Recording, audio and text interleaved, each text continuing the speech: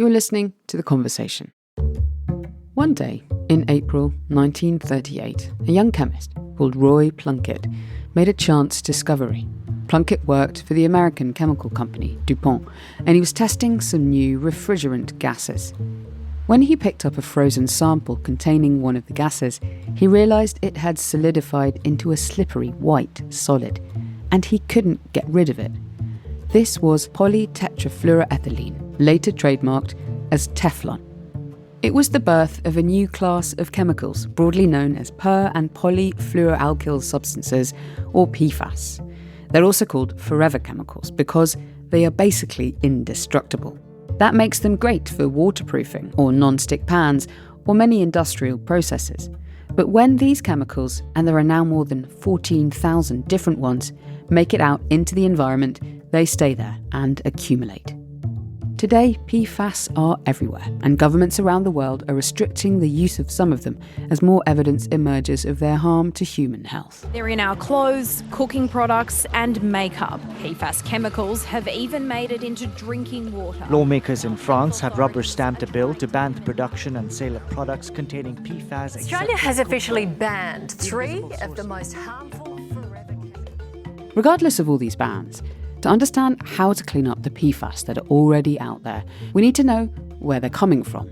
And a good place to look is our rivers. We know pretty much most rivers around the world, if you were to take a sample of river water, you're going to find PFAS. PFAS are considered ubiquitous or near ubiquitous now. We know they're everywhere. I'm Gemma Ware from The Conversation, an independent news and analysis platform partnering journalists with academics. Welcome to The Conversation Weekly, where experts explain how we ended up here. In this episode, we head to the Mersey in northern England to find out why so much PFAS keeps leaking into our rivers and what we can do about it.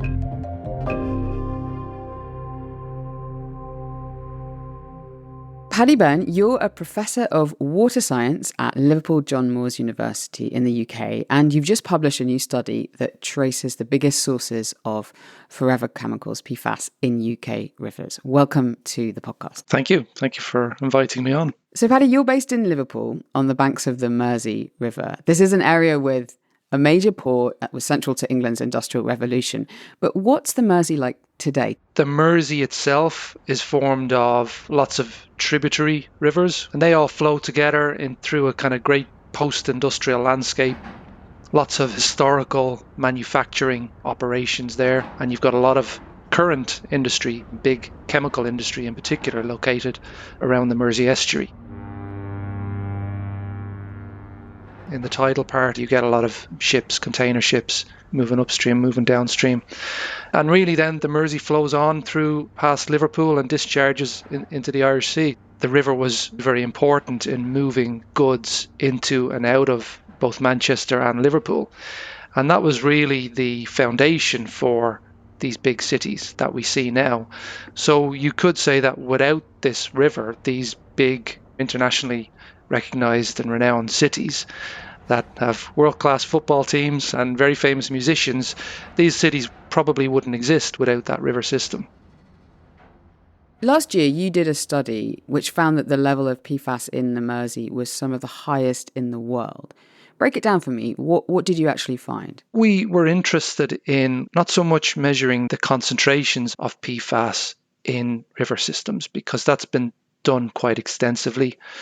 And we know pretty much most rivers around the world, if you were to take a sample of river water, you're going to find PFAS. But what we were more interested in trying to understand was how much PFAS is moving through rivers. It's a very different measurement to the concentration.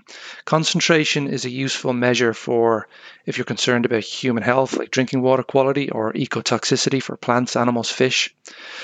But if you want to find out where the chemicals are coming from and how much is coming from different sources, you need to measure what's called the chemical load. And that's not something that anybody really has been looking at, certainly in the UK. So if you take a square kilometre of land in the River Mersey catchment, we found amongst the highest levels of some PFAS compounds washing off that land out to sea. How important are rivers like the Mersey to our understanding of the levels of pollution in a particular place? The river system is the drainage system for the land, and really it's the kind of canary in the coal mine for wider contamination of the landscape. There was lots of reasons why we situated our towns and our cities next to rivers. Some of them was transport, drinking water, but more recently, we use them as an effective means of disposing of the waste materials that we produce as a society. One of the reasons for that is because of the dilution that occurs to chemicals as we introduce them into a river system. There's almost a perception that they've disappeared. They haven't disappeared, especially persistent chemicals like PFAS and other chemicals in that group. They don't degrade, or if they do, it'll take thousands of years. So they don't simply disappear. So where have they gone? And we can see the evidence of where they've gone literally all around the world.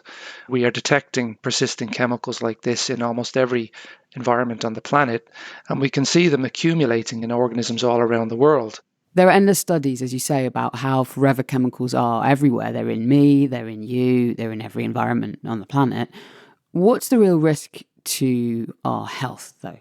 Although for the vast majority of us, even though we have PFAS in our blood and even though it's in our food and in a lot of the products in our homes, over the course of our lifetime, our exposure is probably not going to be high enough for it to be problematic for us.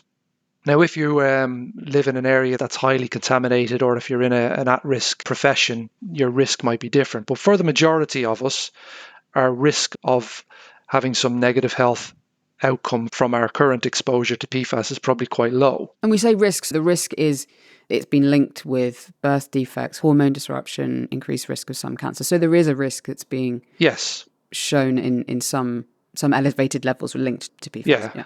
And I think we know undoubtedly PFAS chemicals are bad. There's a range of health impacts. But for the majority of us, our exposure probably will never reach the level where that's a realistic outcome for us. However, if we don't stop manufacturing PFAS, discharging them into the environment, there is, in my view, a potential for our children and our grandchildren to be exposed to higher background levels. And that's because of the extreme environmental persistence of these chemicals.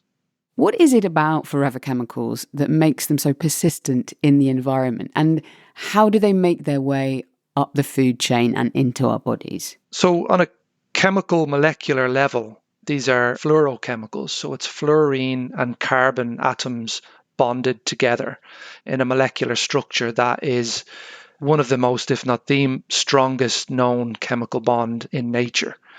So it's because of that unique fluorine and carbon combination which makes them almost indestructible.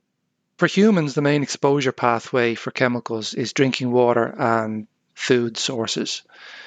So if you live in an area where your drinking water is contaminated with chemicals from historical industry, which might have discharged into that groundwater, through accidental discharges, which may have occurred, then you can have quite high exposure. A big source to humans as well is contamination of fish, which live in contaminated rivers or lakes. Food, we know that many agricultural soils are contaminated with PFAS for a variety of different reasons. One of the main concerns now is the use of biosolids as a kind of fertilizer. Biosolids are sludges left over from wastewater treatment processes which contain nutrients, but we now know that they contain a lot of PFAS chemicals as well. And there's concerns that this leads to accumulation in crops and obviously potentially in animals that might be grazing on the land.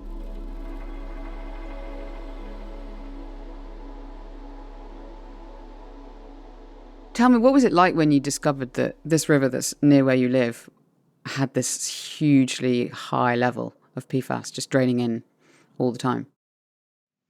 We knew that the PFAS loads would be quite high. I guess I was surprised when we compared them to some other published studies from Japan and from the US as well. But the thing about the River Mersey catchment is it has been heavily industrialized and it's gone through periods of extremely bad river water quality where literally the river was just raw sewage. During the heyday of manufacturing and in the Industrial Revolution, you would have had a lot of toxic metals as well from different manufacturing processes. Those two issues are less of an issue these days. So there is this perception that river water quality in the Mersey and other rivers like it around the UK is a lot better than it used to be. But we've only really started to monitor some of these more persistent chemicals like PFAS and others. And the more monitoring that we're doing, the more we're finding out that really what we've done is we're transitioning from one type of pollution problem to another that we're only recently getting good at detecting and monitoring. You then decided that you wanted to figure out where it was coming from. How did you go and try and figure out where all this PFAS was coming from? So in our first study, we were just monitoring the PFAS load right at the bottom of the catchment, which collects all of the water from the entire catchment. So we needed to move upstream in the catchment. And we needed to perform these measurements, measuring PFAS load at lots and lots of points all across the catchment. So essentially, that's what we did at almost 70 sample sites all around the River Mersey, where we had monitoring points upstream and downstream of lots of different locations that we thought are potential sources, like landfills, airports, agricultural land, wastewater treatment plants. What is it like to do that? Are you wading through the water? Tell me what a typical day is like doing this type of research. You can do this quite often off a bridge. You don't even have to get into the river. You can have a bottle tied to a piece of rope. You have to be very careful about cross-contamination because there are lots of PFAS sources in the food packaging from your lunch. I used to use waterproof paper to write my notes in. And of course, I can't do that now because the reason it's waterproof is because of PFAS.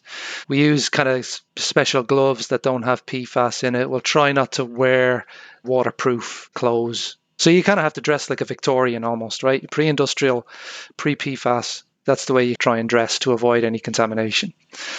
Then you have to measure how much water is flowing through the river at that point.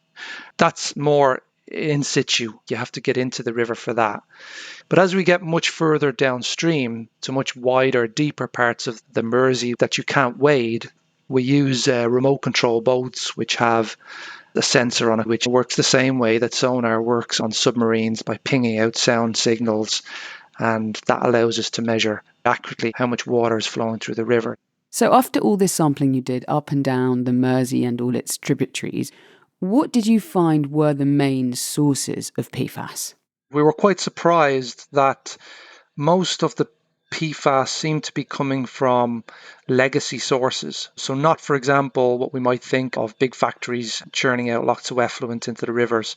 It was nothing like that. Most of the PFAS was coming from landfills. These are landfills that are no longer active. So you visit these landscapes, they don't even look like landfills. There's lots of soil on top of it and grass, and you might have cattle grazing on top of it. We don't even know there's landfills, but obviously there's water leaching out into rivers. What happened back then when these sites were created that means that these chemicals are leaching out now? A lot of these legacy landfills, they were created and used prior to environmental legislation which might have caused them to have impermeable liners or membranes at the bottom, which prevents migration of contaminants that might be leached from the landfill. There wasn't really the foresight, I guess, to imagine that when these close in 40, 50 years, what happens to the waste then? So literally you have rainwater, it infiltrates into the soil, flows through the waste underground, and then through some underground subsurface pathways, it's finding its way enriched in chemicals into a nearby river system or groundwater. Okay, so old landfills, they're an important source of PFAS. What other types of sites were leaking out large quantities of PFAS? We found waste recycling facilities, so drainage from and discharges from them. So obviously these are facilities that take a lot of the waste, some of it recycling waste from our homes. It sits in the facility in the compound for quite a long time, and water draining that site, those sites are contaminated. And we found Manchester Airport was a big source of PFAS in particular, which is a now banned PFAS chemical, but was a major component in firefighting foams. On the firefighting foam, this is a global problem. Earlier in the year in France, near the border with Germany, a whole commune of people were told not to drink the tap water because of high levels of PFAS, which has been traced back to a regional airport there. Why is there an issue with forever chemicals in firefighting foam? Some PFAS are surfactants, which means that they can very quickly form a film over a burning liquid, so like aviation fuel. It very quickly spread out and form a very thin film over that aviation fluid or a barrier, which prevents oxygen getting to the fire and also prevents harmful gases, fumes from escaping out. But unfortunately, over time and extensive use of these foams, they leach into the soil, and through rainwater processes, they're just flushed into groundwater, which may be used as a drinking water source. I mean, I don't necessarily associate airports with lots of fire, though. At airports, you have a higher requirement for training than you would in a normal fire station throughout the country. So it's not necessarily that there are constantly fires on planes that need to be put out. It's just that there's quite frequent training exercises where the foams are used.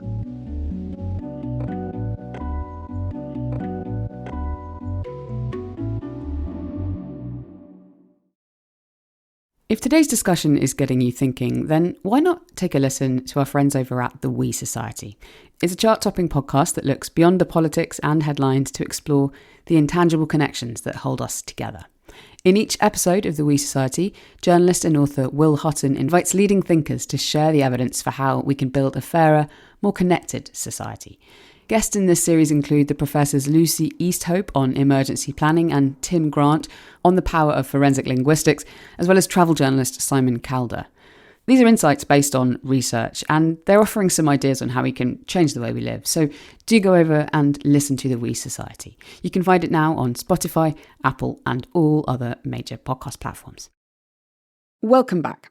Paddy, we're talking about PFAS, also known as forever chemicals. Now, a number of countries and regions are moving to ban some or all of these forever chemicals, including California, Australia, and the EU, which is really trying to ban all of them, this whole broad spectrum of them. Will this actually do anything to stop these chemicals getting into rivers, drinking water eventually?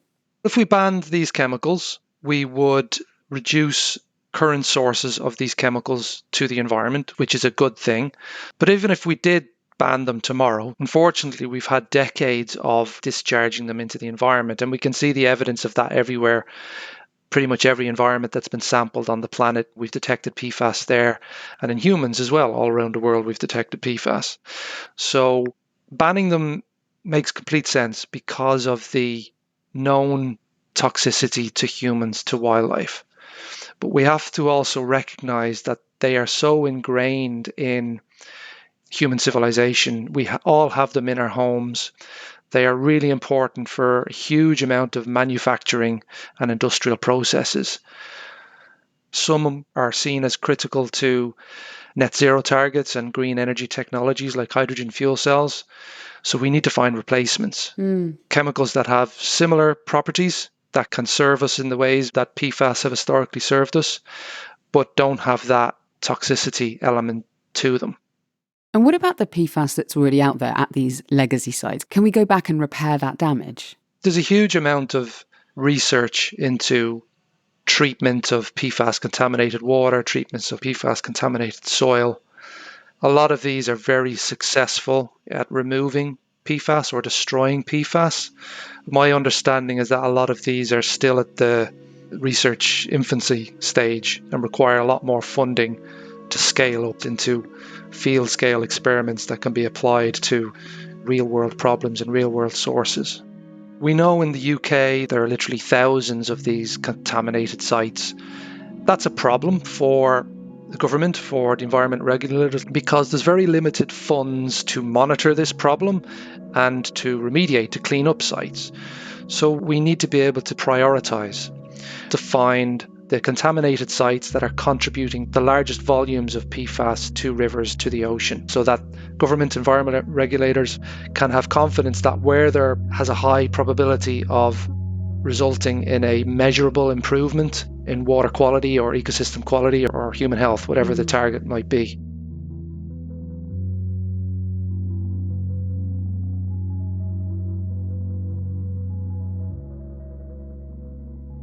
Paddy, after doing all this research, how do you think about your own risk from PFAS? Do you do things yourself to minimise your exposure or not? What can we do?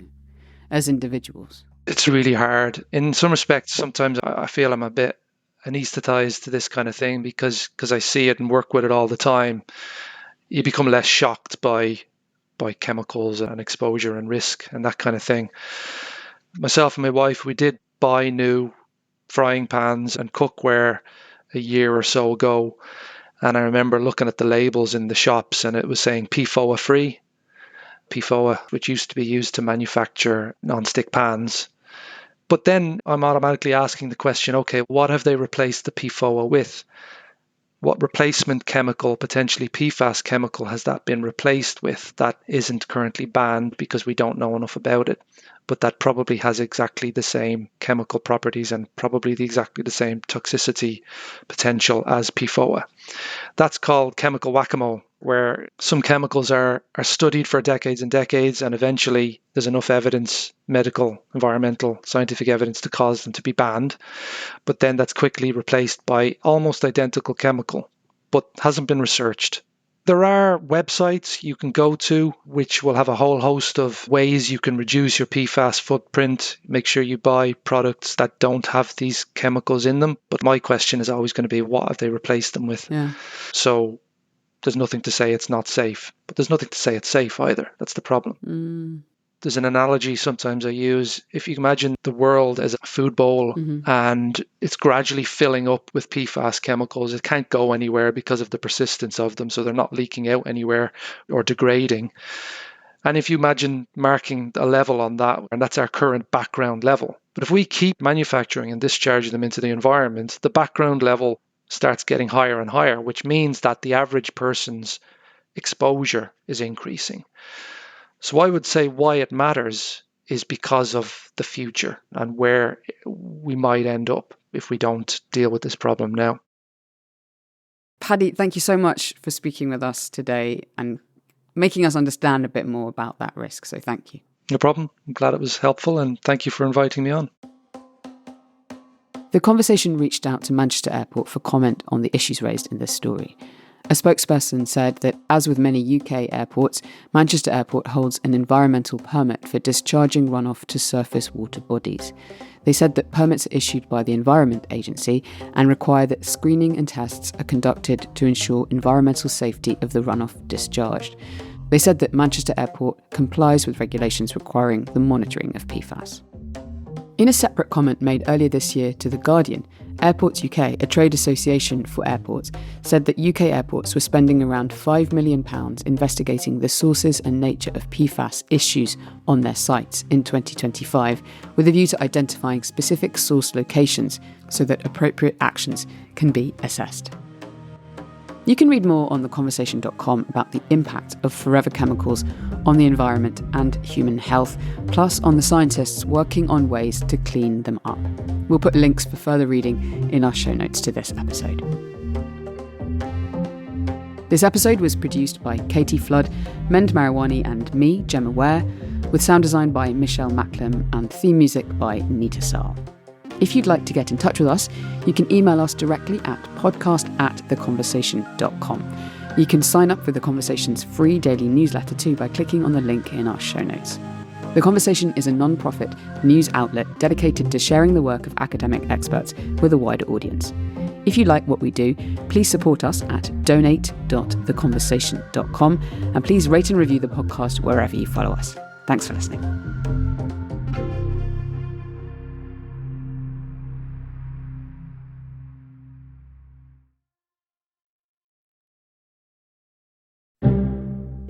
Every week, Michelle Grattan offers you a ringside seat to the latest in Australian politics with interviews and insights from political insiders. On The Conversation's Politics with Michelle Grattan podcast, we cut through the spin and get to the substance with independent analysis of the issues that really matter. Stay informed, search and follow Politics with Michelle Grattan wherever you get your podcasts.